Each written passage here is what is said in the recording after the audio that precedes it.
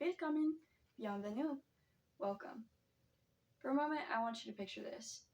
You're walking through a smoky nightclub in early 1930s Berlin. The lights shine on your face, laughter fills the air, and the band plays something loud and reckless. For the minutes, or maybe hours, that you spend inside this nightclub, everything feels alive. It feels exciting.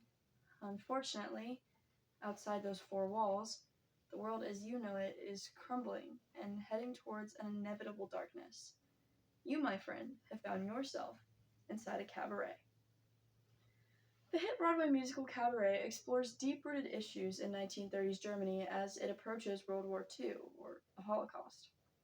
It does so through the art of musical theater and distraction, showing us how culture can mask real-world issues. Now, you may be thinking, the Berlin nightclub scene seems really far off from anything that I would be familiar with. But you're not entirely correct. If you think about our 21st century culture of clubbing or going to bars, social media, and constant entertainment at our fingertips, we too often turn to distraction rather than facing real-world issues. The cabaret setting of the Kit Kat Club, the seductive performance art, and the real-world backdrop of 1930s Germany, Cabaret shows us how escapism comes with a cost, and how art can mask deep-rooted social and political issues. The story of Cabaret centers around the Kit Kat Club, a culmination of glitter, pleasure, and performance. For anyone who attends it, it's just escapism, it's freedom, it's a gilded sense of liberation. Sarah Lippick states that cabaret culture in Weimar Berlin flourished specifically because of social and economic struggle. People were able to turn to partying and nightlife to run away from the collapse of their own democracy. The Kit Kat Club captures this perfectly. While vibrant, you get a sense of imminent danger, almost a sense of fear. Here pictured is the costumes and colors that would have been shown in the Kit Kat Club. Now, it's not just the setting that portrays this, it's also the music. Every song in Cabaret is a theatrical double entendre. It all has a double meaning. Stephen Boletto describes the show as having an anti-fascist aesthetic, warning of complacency.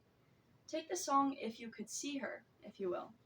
Alan Cummings, who plays the MC, or the main character, dances around in his couple with a Jewish woman, played as a woman in a gorilla suit.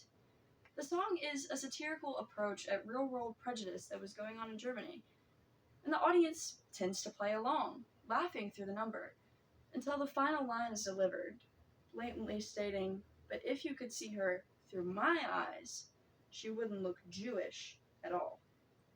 This line exposes the normalization of prejudice in Germany and cruelty masked by humor. These artistic choices come straight from history, and they're not by accident.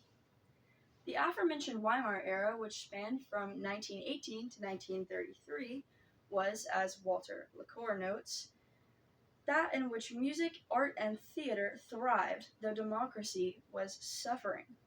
Berlin at the time was a haven for experimentation, socially, sexually, in terms of illicit substances, all while democracy was crumbling. Cabaret captures this contradiction perfectly. Joy and chaos and groundbreaking art through theater, also opening the door for extremism to rise. What I most appreciate about Cabaret is that rather than condemning or romanticizing the escapism during this time, it merely holds a mirror to the audience. If you look at Weimar Berlin in 1918, everything just looks like normal people. And that's what Cabaret does for us. It lays everything out as normal, while secretly exposing the darkness behind it. Cabaret provides a window into how culture evolves under pressure, letting the music fade as history moves on outside of the four walls. Very quickly, these are the note cards, front and back, that I used for the speech. There's 5 of them, and they're directly from my delivery outline.